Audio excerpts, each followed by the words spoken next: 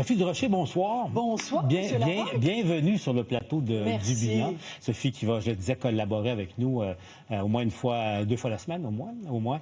Ça va bien, Sophie? Bien, ça va bien. Écoute, tu viens de me faire le plus beau cadeau. Tu sais, dans le domaine journalistique, participer au Bilan avec Paul Larocque, c'est vraiment la consécration, comprends-tu? Trêve de flagornerie, Sophie. D'ailleurs, tu sais, pour ceux qui ne le savent pas encore, là, il y a une nouvelle émission. Tu auras une nouvelle émission à LCN les vendredis soirs. Hein? Oui, et j'adore le titre « Dans le blanc des yeux ». Et c'est vraiment, ça dit vraiment ce qu'on veut faire avec cette émission-là. Et tu as en primeur le logo de l'émission. Et il y a du blanc, dans les yeux. Il y a du blanc puis il y a du bleu. Parce que, tu sais, dans le blanc des yeux, ça veut dire d'abord, on va se dire les vraies affaires. Mais en même temps, dans le blanc des yeux, c'est l'intimité. Moi, ce que je veux créer, c'est une émission d'1 heure d'entrevue, un invité 1 heure. Je veux créer une bulle. Je veux que les gens se sentent à l'aise. En même temps, on ne sera pas dans la complaisance. C'est pas vraiment le genre de la franchise, maison. on se parle franchement. Dites-moi toute la vérité, rien que la vérité. Dites, je le jure, juste avant. Lever la main droite, mais on n'aura pas de Bible, on n'aura pas de... Mais c'est vraiment ça, c'est des confidences, puis en même temps, c'est des gens qui vont être parfois dans l'actualité, dans les nouvelles, ou alors c'est des gens qui sont peut-être en retrait de l'actualité, mais ce qu'ils vont venir me dire à l'émission, ça va faire la nouvelle. C'est ça, c'est l'objectif, faire la nouvelle. T'as passé tout un été, Sophie. Je te suivais, enfin, je tentais de te suivre, mais ma foi, toi et Richard, vous étiez partout. Le Japon... Paris ensuite. Oui, écoute, ça a été un été absolument extraordinaire. Le Japon, c'est la 2e fois qu'on y va. On est allé ensemble avec Richard l'année dernière. Et entre-temps, j'ai poli un petit peu mon japonais. Watashi wa Sukoshi Nihongo Hanashimasu. Pour pouvoir revenir. Ben oui, je viens de te dire. Moi, je viens de Kambawa. Je viens de te dire que je parle un petit peu japonais. Et écoute, c'est très drôle parce que cette année, il y avait Mario Dumont est allé au Japon, Benoît Dutrisac, donc Marie-Claude Barrette, tout le monde était là. Un convainqueur ou quoi? Il manquait juste toi. Mais par hasard, c'est ça? Oui, par hasard. C'est pas un voyage organisé. Non, pas en tout. C'était pas commandité par Japan Airlines.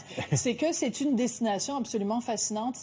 On dit avec Richard que c'est pas changer de pays, c'est changer de planète. T'as vraiment l'impression d'aller complètement ailleurs. Et c'est propre là-bas. Et mon Dieu que ça fait changement des rues de Montréal. Diantre, quelle différence. Ben oui. Sophie, évidemment, on va se parler tout au long de la saison un peu de la société en général, du monde de la culture au sens large également. J'ai besoin de ton aide, Sophie. Explique-moi. Parce que là, je voyais la nouvelle hier, la grande annonce, les fiançailles de Taylor Swift avec son joueur de football, la répercussion mondiale, tout ça. Je sais pas, toi, si tu... Bon, elle chante bien, il y a des belles chansons, il y a du contenu, mais tu sais, bon, c'est ça. Explique-moi le phénomène, parce que j'ai rarement vu ça, là. Écoute, tu sais, dans l'histoire de la musique, il y a eu la Beatlemania, il y a eu la Bruel-mania, il y a eu la Rock voisine-mania. Et maintenant, il y a la Taylor Mania. Écoute, les chiffres donnent le vertige. C'est la seule artiste aux États-Unis à avoir 4 années de suite remporté le Grammy de l'album de l'année.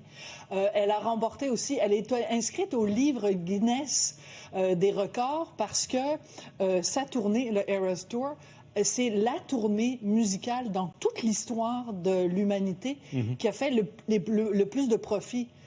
Elle est multimillionnaire. C'est des chiffres qui donnent vraiment le vertige. On dit d'elle qu'elle est milliardaire. Oui, c'est ça, elle est milliardaire. C'est fou. Et en même temps, moi, c'est quelqu'un que j'admire énormément. Elle est politique aussi. Elle est politique. Elle a donné son appui à Kamala Harris. On voit le résultat que ça a donné. Ça n'a pas donné grand-chose, c'est ça. Oui, c'est ça. C'est-à-dire qu'elle a de l'influence, et parce qu'elle avait appuyé Kamala Harris, Donald Trump la déteste, le vice-président aussi. Tu sais, tout le monde, évidemment, dans le camp républicain, la déteste. Mais en même temps, c'est intéressant parce que quand elle a annoncé ses fiançailles, Donald Trump, questionné par les journalistes, s'est quand même commis du bout des lèvres en disant je lui souhaite tout le bonheur possible.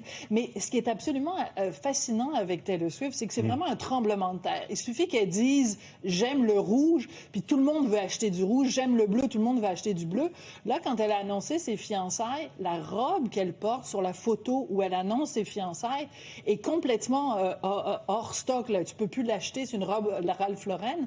Et il y a un collègue dans le Journal de Montréal qui vient d'écrire un texte qui vient d'être publié où elle dit l'influence de Taylor Swift sur la bourse. Il suffit qu'elle porte une bague, des souliers, et les actions de la compagnie montent à la bourse. Exactement. Et tu sais que c'est la seule artiste. Il y a un journaliste du Wall Street Journal qui a suivi sa tournée.